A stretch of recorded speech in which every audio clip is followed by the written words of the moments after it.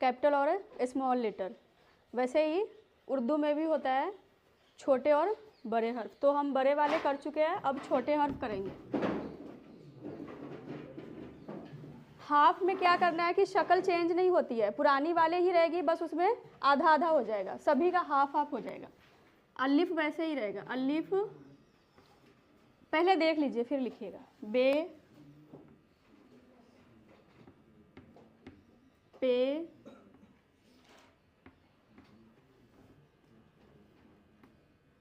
टे, ये क्या है लास्ट,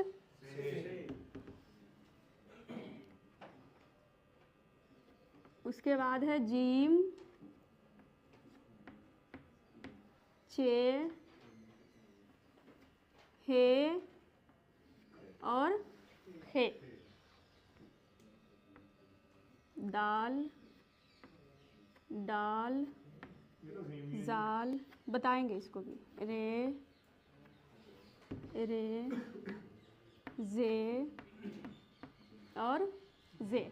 एक बात आप लोग जहन में रखिएगा कि ये जो नुक्ते हम लगाते हैं ना हर्फ के नीचे और ऊपर, तो बिल्कुल ऊपर लगाएंगे, ये नहीं कि साइड में लगाएंगे, ठीक है, और या तो बिल्कुल नीचे लगाएंगे। उसके बाद जे के बाद